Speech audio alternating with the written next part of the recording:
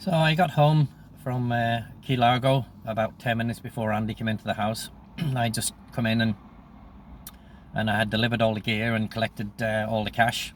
And I was just in the midst of doing a coffee, put Kitty on the bed, closed the door, and she just settled in for a little sleep. I was sitting down counting out the cash, and it was, I think it turned out to be something like $13,200 or something like that. And Andy was just absolutely blown away. I could see Andy's little signs of the dollar signs in his eyes. And he said, "Oh, I was talking to a guy called Tony, and I think he said Karen." And I said, "Yeah." And he goes, "Oh, they didn't say they were going to pay cash." I said, they gave me cash up front. I said, "Here's the orders." I said, "Everything's done in triplicate, everything's ticked off." I said, "All the order numbers are correct for the Ziegler equipment that they want." And I said, Andy goes, "That's great." He goes, "I'll check over it." I handed Andy the cash. Andy counted out 500, give me 500 cash, and that was pretty good. Plus Andy still paid me 1,500 a month as a wage as well, which was really good. So my money was stacking up, and I was almost beginning to be like Andy, just working as much as I could for the Benjamins, for the dollar. And I had to kind of check myself on that, because I didn't want greed to overtake me, which is very difficult because I'd never had that much money in my life. I'd never had that much money, back home in the land that time forgot, in Vintner. And so money was of great importance to me then, because I just wanted to build, collect, save and build for my future later on. Plus I was going to be soon paying for private pilot lessons as well. Yeah, so money was important at the time. So Andy was very pleased, absolutely pleased with everything. He had arranged now that we would be flying in the morning to Bermuda, and so everything in the plane was already packed from a couple of weeks ago, from when Tom passed.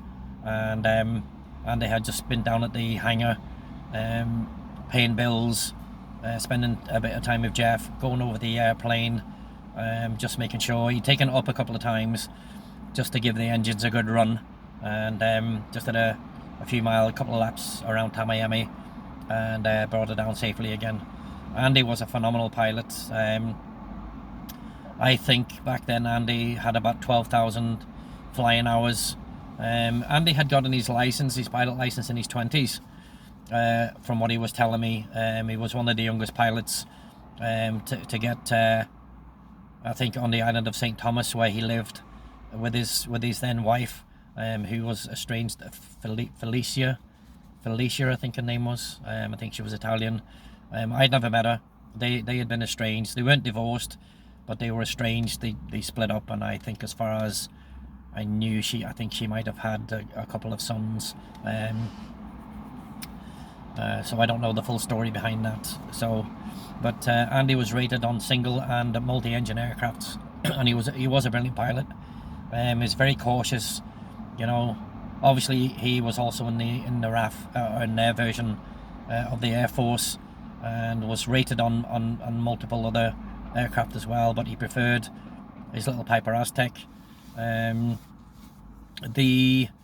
plane that he was working on, in his hangar, or Jeff was, I think it was a de Havilland or something like that, and he was working at getting that fixed, doing modifications on it, and he was ploughing a lot of his money into that plane. So Andy made good money, but he owed a lot of it out. So Andy would spread the money out to the different companies and stuff, and he always made sure that he had a few grand for himself. And he was funding his son's building business in St. Thomas, and he was paying money to his wife as well for kids that weren't his. But obviously, he was paying her. I think that was a law in the States. I think he was paying her alimony or something. I'm not too sure what it is, to be honest. Thank fuck we don't have that over here. The rate of getting ripped off that they do in America. So Andy was working all of God's hours basically, and scrimping and saving and you know, paying, you know, bill debts left, right and centre. Andy owned his own house. All he did on that was pay his rates, his water, his electric, and I think his yearly fee from the homeowners association, the HOA, that went around and made sure that everything was kept clean, that your lawns were cut, and that your homes looked pretty much tidy as everybody else's. So, you know, apart from that, I offered many times to pay Andy rent, and he just wasn't having it. No, he says, I'm not going to do that to you, Colin, you know what I mean? And like I say, anytime I bought any food, he bought it back again, which, you know, he didn't have to do, but he did, you know. And food back in the 90s was very cheap compared to the shit we fucking eat today. So we were all set to go to Bermuda. It was going to be a 6:30 departure. I was taking the kit.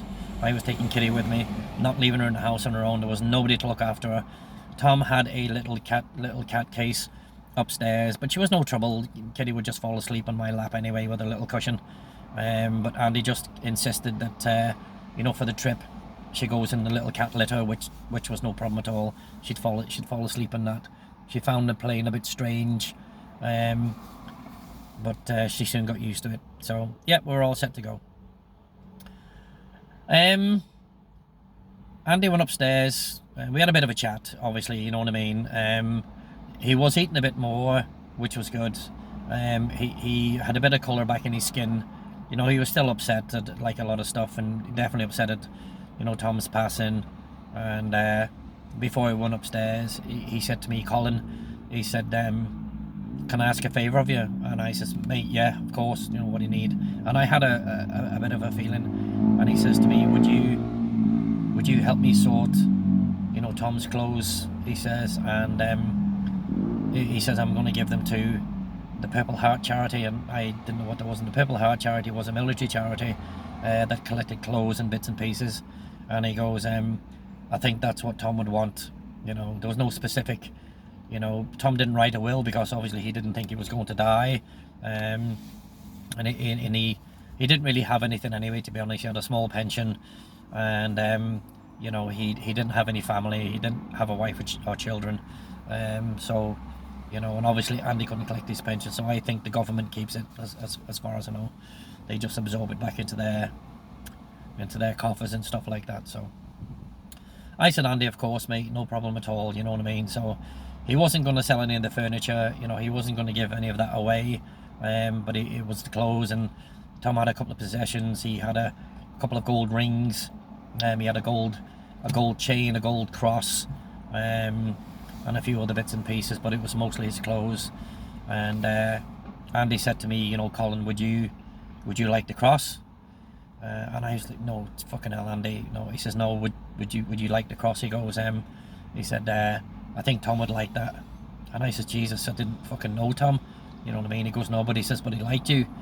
He said, that, you know, the times that him and I would speak, he goes, he liked you, Colin. He says that you're a nice guy, you're always checking on him, you know, making sure that he ate. Said you pissed him off sometimes by doing it so often, you know, because he wasn't used to it. But he said, I think, you know, that I think you would like that. And I said, okay. So we would be doing that once we got back from Bermuda. So that was on the cards for that. So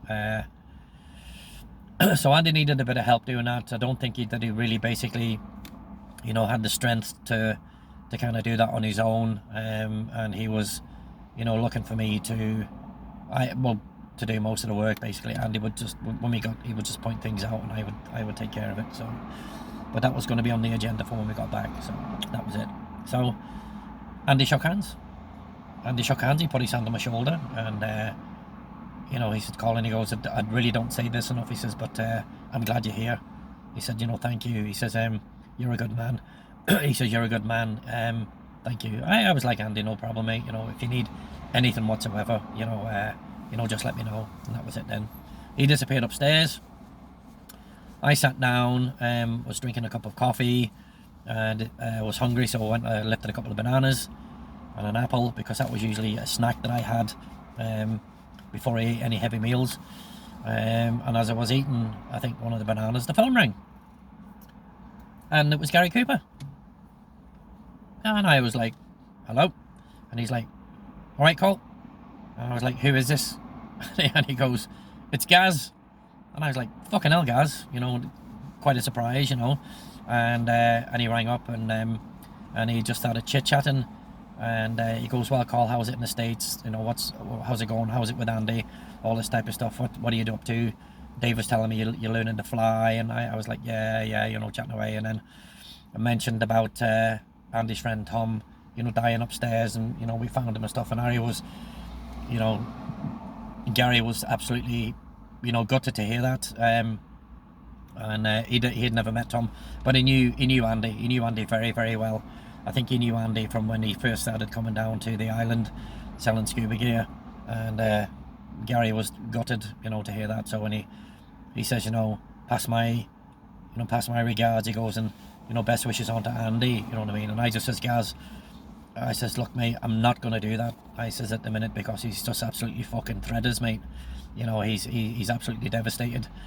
And I said, so I said, I'll not do it at this particular moment. And he's like, no, Colin, I understand. I says, but, you know, I will. I says, oh, we're going to be down in San Pedro, I said, in a couple of weeks. And, you know, if you see him, you know, maybe you could say it to him yourself. And Gary fully understood, you know. I asked Gaz what he was doing. He was pushing Shark Ray Alley, which was a little snorkeling spot a couple of miles just down past the Hull Chan Marine Reserve.